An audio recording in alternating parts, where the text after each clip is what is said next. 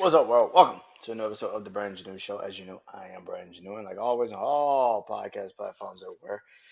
It's Brand New Show. Social media platforms: Instagram, TikTok, Threads, Facebook. Brand New Show, and course, of course, YouTube channel. Brand New Show, man. I hope you guys enjoy this tonight. I am doing something very special now. As you know, this is Life and Times Music, man. This is Life and Times Music. And like I said, I'm doing something very special tonight. I am starting something that I'm gonna try to do every other night now, so I can get this right. Um, so I do a top 10 list. Everybody knows that. If you know this podcast, you know what I do. But tonight, I am doing a very special list. I'm doing a very special top 10 list to celebrate and commemorate. Oh my God, said that shit wrong.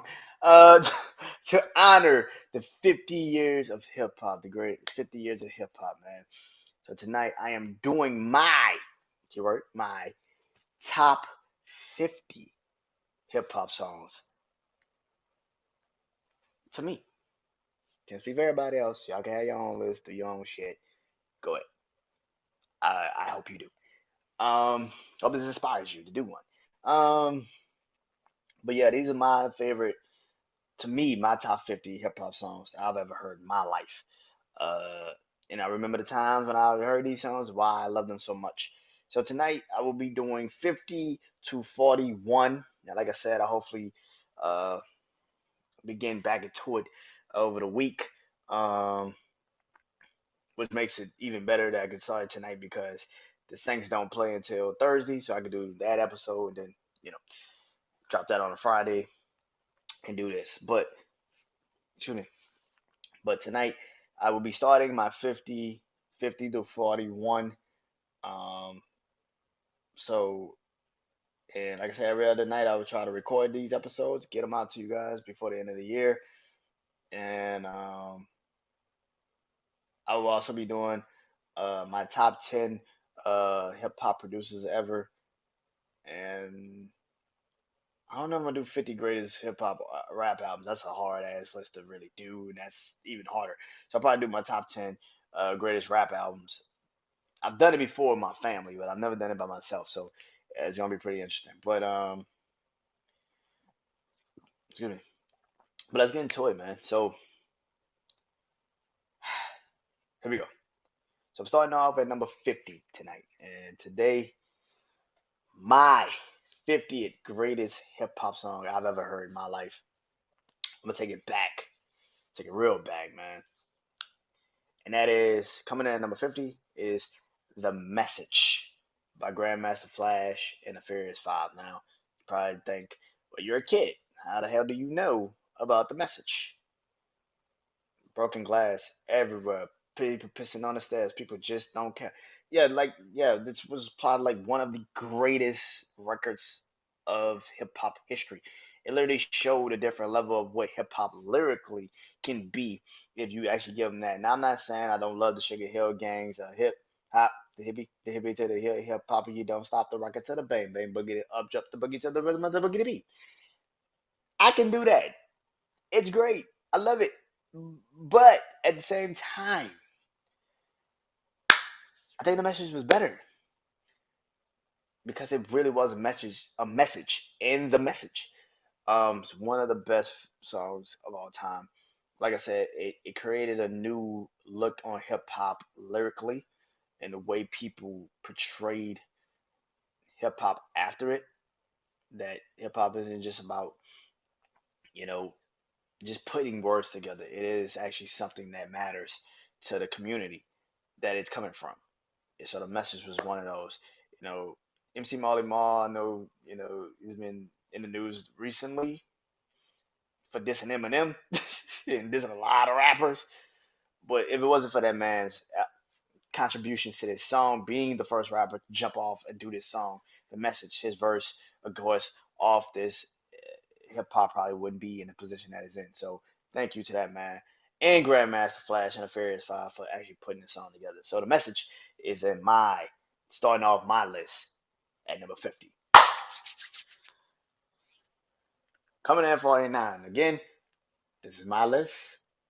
I know that this song might not be to you, but to me, it is definitely 49.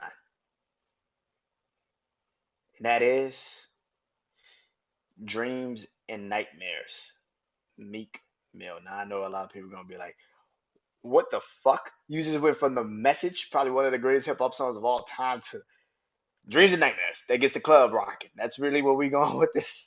That's really where we're going with this. But here's the thing. Dreams and Nightmares is actually a Philly anthem.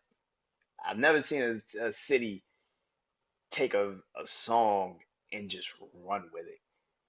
That is the anthem, man. Like you watch the Phillies or you watch the Eagles, man. It's the 76ers. That song is a calling card.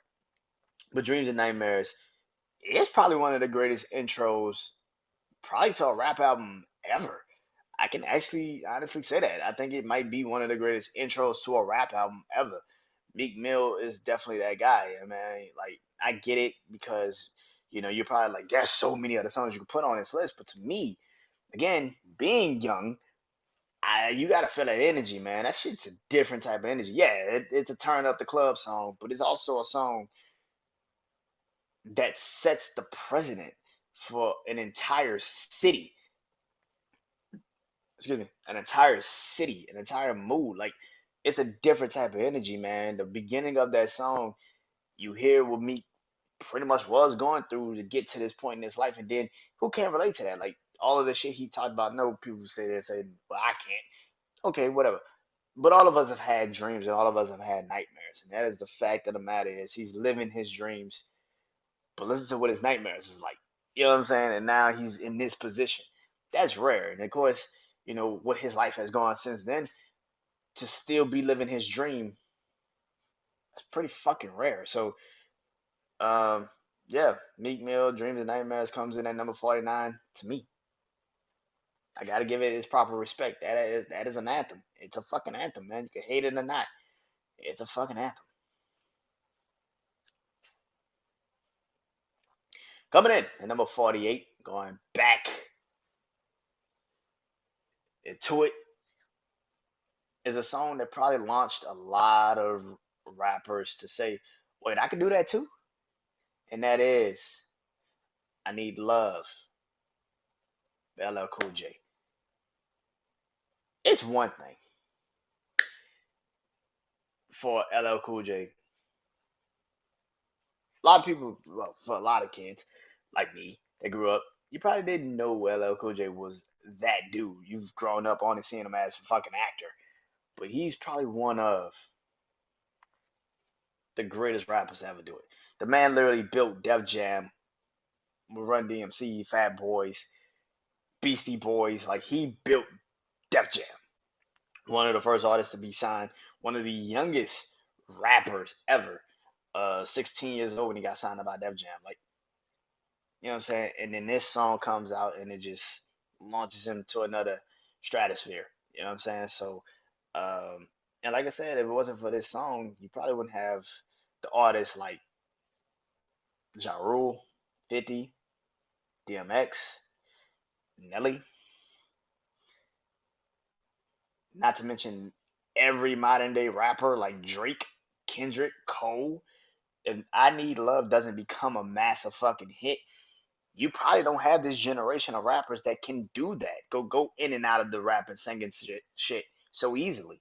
So if it wasn't for this song, this era probably wouldn't be the way it is. I don't know if that's a good thing or a bad thing, but it's a thing. I don't know if it's a good thing or a bad thing, but it's a thing. It's a thing. But yeah, I Need Love is definitely on my list, and it's at 48. Um, Coming in at number 47. Speaking of one of the greatest to ever do it, thinking of a master plan. Ooh, shit, man. Paid in Full, man. Eric B. and Rod Kim, man. I cannot knock that song. That song is one of the greatest songs of all time. You know it's real when they actually have to name a fucking entire movie after it. Nah, man, Rakim is one of the greatest lyrical men to ever do it, man. He's one of the greatest to ever do it, man. Uh, Paid in Full launched into another conversation. This beat has been repeated, probably more beats, more hip hop beats than ever. You know, it's one of those songs that just launched a career, but it also launched an entire era of difference. You know, like I said, LL Cool J was more of like, you know, the rapping, you know, I need love, shit like that. Not saying, he wasn't one of those guys, but Rod Kim was a completely different animal in the 80s compared to LL Cool J. So Paid in Full is one of those songs. That whole project, the Eric B and Rakim album, is iconic. You know what I'm saying? So, um, Paid in Full should definitely be on. It's definitely on my list. Now a lot of people have it higher than what I do, but I'm 29, bro. I'm not 40. Like I love this song. It's great. It's one of the greatest ever do it. But hey, man, Paid in Full is 47 on my list. Now, coming in at 46. Again, I feel like I gotta put a disclaimer whenever I put a song that I actually just love and I think it's actually a really great song, and I look back at it and I'm like, that is actually, it was a really good fucking song. Like I don't think people will give it that until we're like a couple years removed. But to me personally,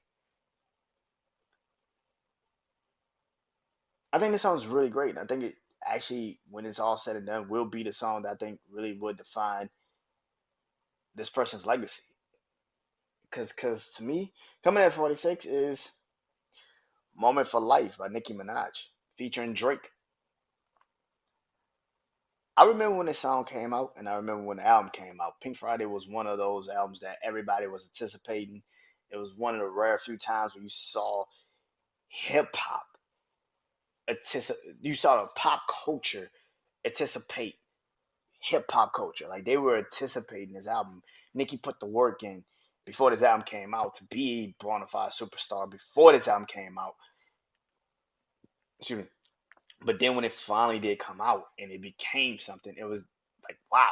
Now she had a lot of hits off this project, but to me, "Moment for Life" was one of those songs. This was one of those songs that I remember when I was, when his album came out, and at that time Drake was just starting to really make a name for himself, but Nicki was the name. And I remember I did an episode a long time ago, and I said people forget that Nicki was actually bigger than Drake at one point because cause this was one of those songs. She actually was massive compared to Drake at that time. Now you look at it and like, oh wow, Drake has completely superseded her. But at that time, Nicki was bigger than Drake, and this is one of those examples. Because if you actually think about it, people were more excited for the feature. People were more excited for the song that Nicki, that this was just Nicki's song, and then Drake was on it. Like that was like, okay, Drake's on this song, that's great. But Nicki killed this song, and I think that was the thing. "Moment for Life" is one of those songs that I think when it's all said and done, we're gonna remember what we're gonna put it in the conversation of one of those hip hop songs. I'm just probably the first one to say it on camera in a recording, but I think "Moment for Life" is one of them songs. It's gonna be. I know it's probably already been a graduation song. It's one of those, man. And I think that when like I said, when it's all said and done, 10, 15 years later, we look back on it and be like, wow, "Moment for Life" was actually a really good fucking song. So I think, yeah, I had to put it on my list. I think it's one of those songs. Like I said, when I heard it for the first time, I was like, nah, this shit is actually dope as fuck. And Pink Friday is one of the best debut albums I think I've heard in modern history. So yeah, coming in at number 45 again. This is my list. I feel like I said I gotta kind of put a fucking disclaimer every time I gotta say this shit. Coming in at number 45, but I think everybody probably would agree with this. Is my president feat my president Jeezy featuring Nas. You had to be in 2008 to understand why this song mattered so much. Like if you don't remember where you was when Barack Obama won the presidency, bruh, you would not understand why this song is on this list.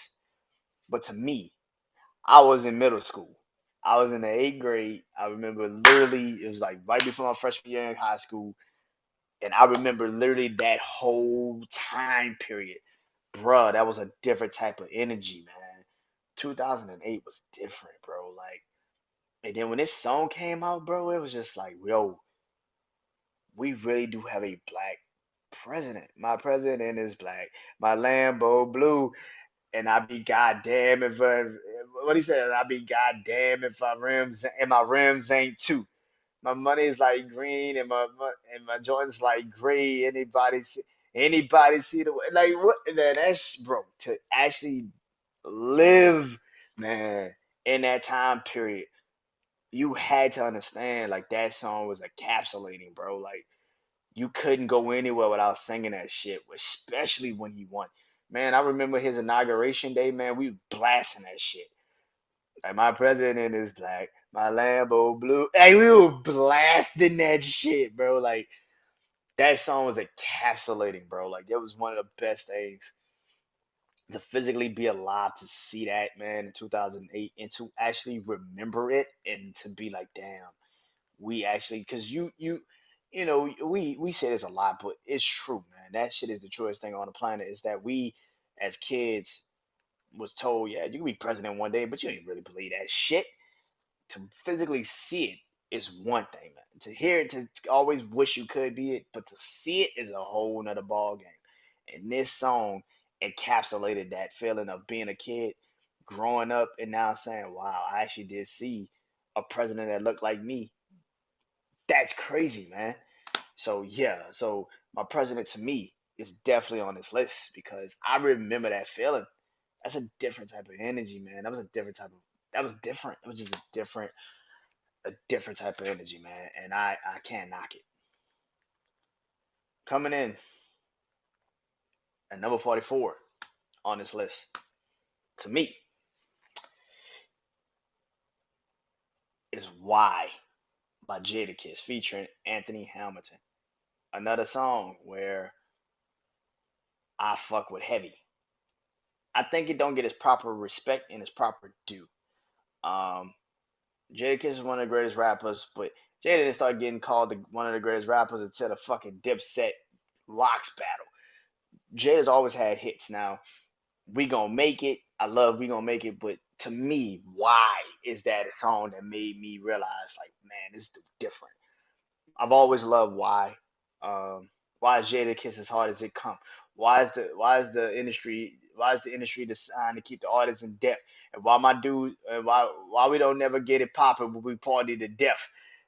He was asking real questions, and that's real shit. Like, why Bush knocked down them towers? Why you around them cowards? Like, why can't? And if it's all love, daddy, then why you coming with your nine? Like, yo, that shit was like real shit. Like, yo, like, why aren't you a thug by choice? Why the whole world love my voice? Try to tell you that is the real son. And I know why they made the new Jordans because I got on the old ones. That's why. Like, it was like, yo, that shit.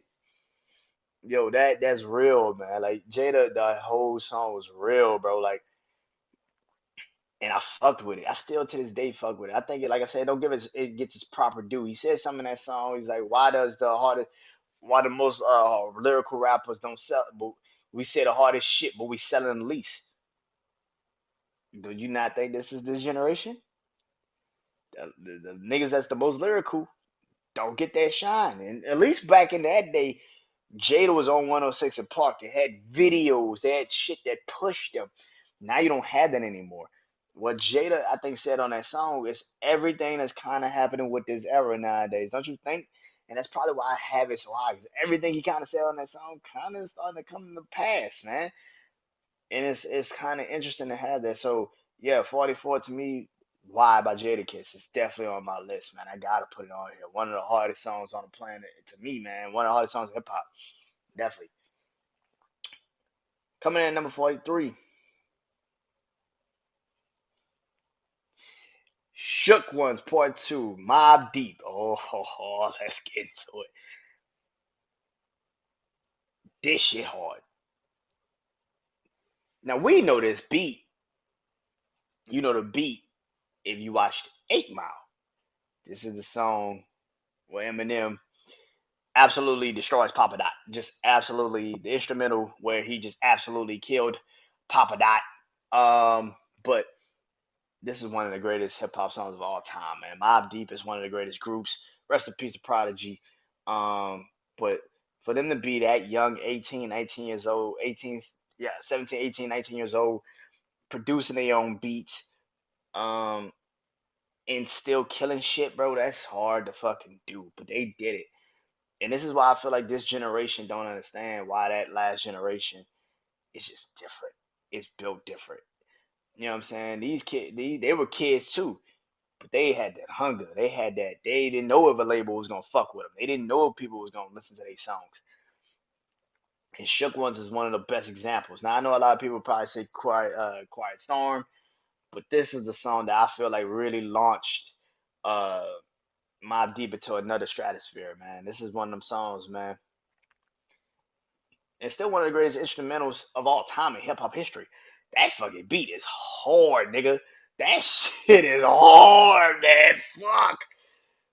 You hit on 8 Mile, you're like, damn, that hard. But like, you go listen to the instrumental by itself, just boy, that bitch is fucking hard, man. Yeah. So Sugar One's definitely on my list. Coming in at 42 on my list. We gonna be all right. Yeah, Kendrick Lamar, all right, man. I cannot knock. Now, to me, Kendrick is my third guy. I've always said that. I think J. Cole is the best rapper. Drake is the best artist. Kendrick makes the best consistent albums. That's just how I feel.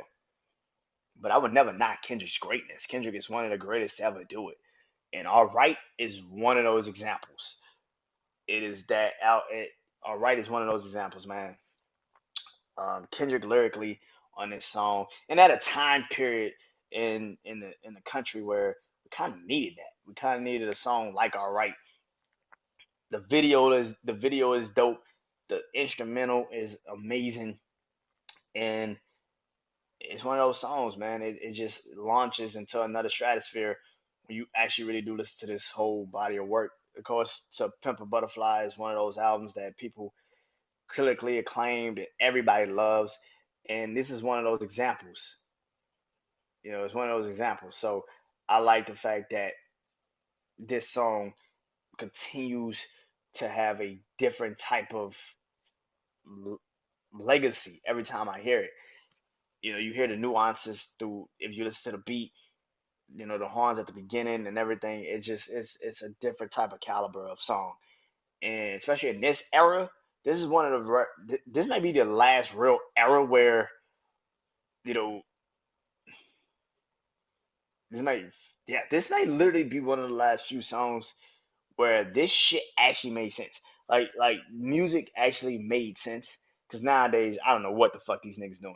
So this might have been one of the last few songs that I'm like, this makes sense. Like this song is the best song that kind of concocted what the fuck that era was for me. Like Kendricks, the Drakes, the Nickies, the J. Cole's, the Big Sean's, all this is one of the last few songs that I can really reminisce on and be like, I remember where I was when the song came out and why I loved it so much. So yeah. And closing out this night with the 41st song that I have on my list. I'm going to the Midwest. I got to. Country Grammar, man. Nelly. Yes, sir. Now, for a lot of people, they probably have Hiding Here, Dilemma, with him and Kelly Rowland. Hell, even Ride With Me. But I remember being a kid in 1999. And I remember seeing this video on Video Box, Music Video Box. Remember that shit? And I remember the box. And I remember when I remember when this song first became a hit. And I remember when I saw this video and that beat came on, that hot shit, hot shit. Oh, I'm going down, down, baby. Oh, that shit was different, nigga. Oh, you was like, what the fuck is this? Now, being from the South, they call you country. But this nigga was country. Like, this nigga was country. I'm like, this nigga is different with it. Yo, this is one of the hottest songs, debut songs I've ever fucking heard. Like, this has gotta be top tier greatness. Like, yeah, man, that nigga, that the fucking him saluting St. Louis, the way he rolled into the game, man, you cannot knock that shit, bro. Like I said, it's probably one of the greatest debut singles I've ever fucking heard. Like, still to this day, it still gives you that like where you was when you first heard it. Like, it's a different type of caliber, bro. Like Nelly was that dude, man. For a stretch of time in '99, 2001, 2, bruh, there was nobody hotter than Nelly, man. And that dude, and this song was one of those examples. And Nelly still got hits that comes out here and there. He still got some shit. But this time frame in my life was different. And this was one of those examples. This song was so great when he finally did drop the second album. I think it was I forget what the first his first album was name, but I know his second album was called Nellyville. When he dropped that second album, I was ready to get that album. I was like, I gotta buy that shit. So yeah, but Country Grammar to me, just the way it came out, the debut of it, the way we didn't know anything of this guy. Like at that time, we didn't know who he was, and then out of nowhere, boom, certified fucking hit, fucking platinum. I think this shit has already went. I'm pretty sure if it hasn't, it's probably going diamond probably next year. It is one of those songs that you just remember where you was when you first heard this artist, and you're like, man, I remember seeing everybody in the hood in St. Louis. His ass got the cars out, the red cars. He got the St. Louis Jack. Like it was a different type of caliber, bro. The arc, the arc in the back of the that shit was different, bro. So yeah, man. So let me go through this list one more time. 40. So we're coming in at number 41. Country Grammar, Hot Shit, Nelly. Coming in at 42, Kendrick Lamar, all right, Kendrick Lamar. 43, Shook Ones Part 2, Mobb Deep. Excuse me. 44, Y, Jadakiss. 45, My President, Jeezy. 46, Moment for Life, Nicki Minaj. 47, no, yeah, 47, Paid in Full, Eric B. and Rakim. 48, I Need Love, LL Cool J. 49, Dreams and Nightmares, Meek Mill. And 50 is The Message, Grandmaster Flash, and The Furious Five. Next time I will be doing this, it will be 40 to 31. Until then, hope you guys enjoyed this. Like I said, I ain't done. I'm just getting warmed up, man. I'll see y'all soon. Till next time. Go listen to them songs, man. And go enjoy the 50 years of hip hop, man. We came a long way, haven't we? I'm Brandon Janu. Peace.